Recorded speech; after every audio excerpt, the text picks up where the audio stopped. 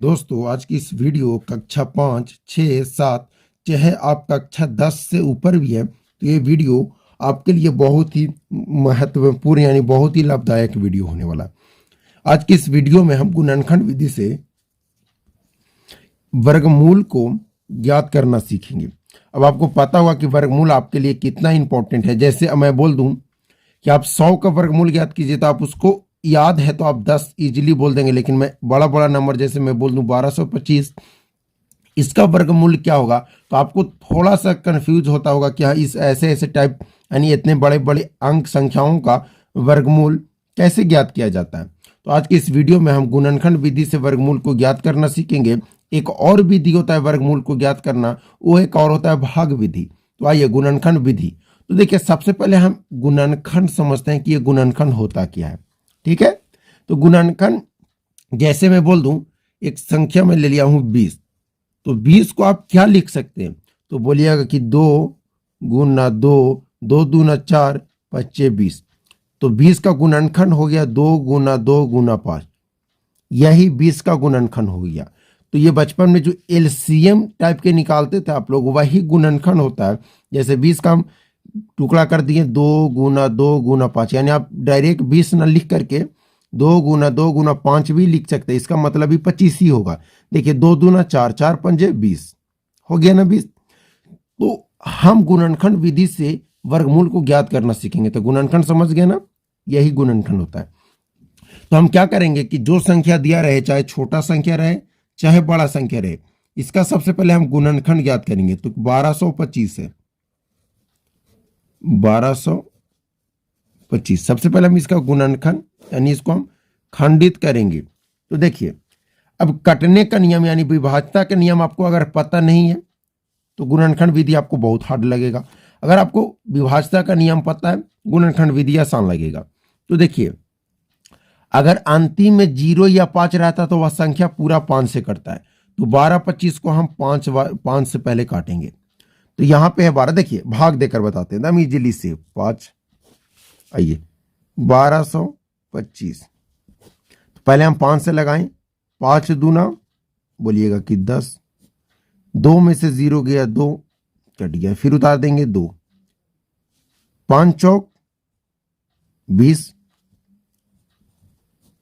2 में से फिर 0 जाएगा 2, फिर उतार देंगे 5, 5 पचे 25, यानी कि 245 बार में यह संख्या पूरा कट जाएगा। 245 बार में कट गया ना, 245 बार में कट गया। अब क्या बोले कि अंतिम में 0 या 5 रहे तो वह पूरा संख्या कितना से कटता है, 5 से कटता है। तो इसके अंतिम में 5 है यानी यह फिर 5 से कटेगा। अगर आपको गुणनखंड आता होगा तो आसान मेथड है आपके लिए। तो फिर हम 5 से लगा देंगे। तो उसी तरीका से 5 चौक 20, 20 में से 24 को घटाएंगे तो बचेगा 4, यानी 5 चौके 20 हो जाएगा। फिर 4 इस पे आ जाएगा 45, 4 पर 5 45, 5 9 45। देखिए कैसे 245 को हम 5 से भाग देंगे तो पहले 2, एक संख्या तो छोटा है तो नहीं लगेगा तो 2, तो 5 चौक 20, तो 20 में से 24 जाएगा 4, फिर 5, 5 9 45 कट गया ना 49 बार में। अब 49 को क्या तो 7 से काट सकते हैं, 7 7 49। अब हमारा फाइनली गुणनखंड हो गया। तो हम रूट 1225 को क्या लिख सकते हैं तो 5 गुना 5 गुना 7 गुना 7।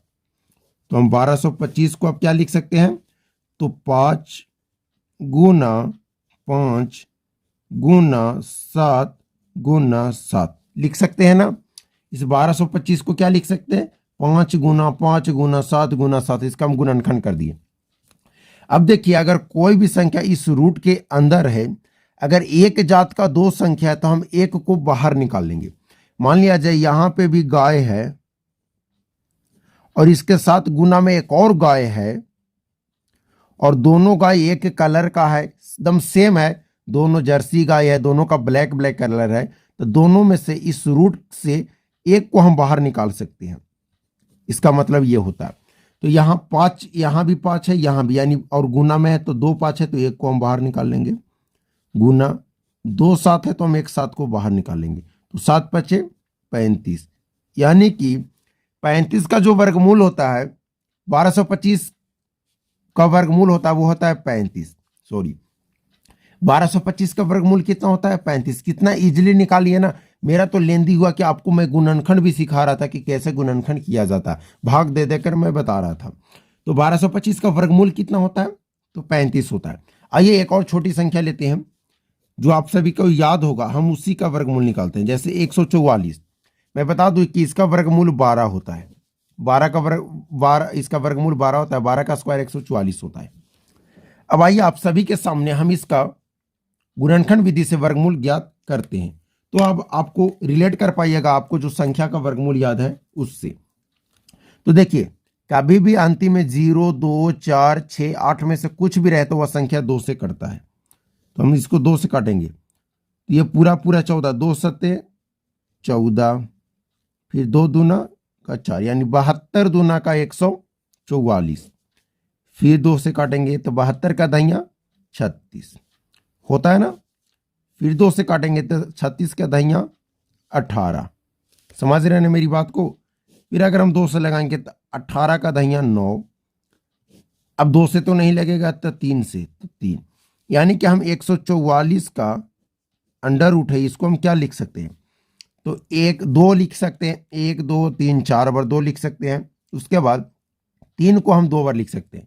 तो आइए रूट में करके लिखते हैं 1 2 3 4, फिर 3 को हम कितना बार लिखेंगे तो 2 बार, 1 और 1 2 बार। अब क्या बोले कि अगर एक जात का 2 संख्या है तो उसको हम बाहर निकालेंगे। तो देखिए एक जात ये 2 2 मिल गया, फिर एक जात और एक ही जात का 2 2 बार मिल गया, फिर 3। तो यहां से पहले हम 2 को निकालेंगे, फिर इसके में से हम 2 को निकालेंगे, फिर इसके में से हम 3 को निकालेंगे। 2 दूना का 4, 3 का 12। मैं क्या बोला था शुरू में कि 144 का जो वर्गमूल होता है 12, और हम गुणनखंड विधि से भी ज्ञात किए तो 144 का वर्गमूल आ गया 12। तो चलिए हम उम्मीद करते हैं कि आपको गुणनखंड विधि से वर्गमूल को ज्ञात करना आ गया होगा। तो प्लीज अगर आप नए हैं तो चैनल को सब्सक्राइब जरूर कीजिएगा। आप सभी का सपोर्ट से मात्र मेरे चैनल को 2 मंथ ओपन किया हुआ है और मैं इस पर रेगुलर भी काम नहीं कर रहा हूं। और इस चैनल पे आज 100 सब्सक्राइबर आप सभी के कृपा से कंप्लीट हो गए। तो प्लीज इसी तरीके से सपोर्ट बनाए रहिएगा। चलिए थैंक यू, और अपना प्यारा सा कमेंट जरूर कीजिएगा जिससे हमें मोटिवेशनल जरूर मिले। चलिए थैंक यू, जय हिंद जय भारत। पढ़ते रहिए, एक और नए अंदाज में फिर नए वीडियो लाने की कोशिश करूंगा।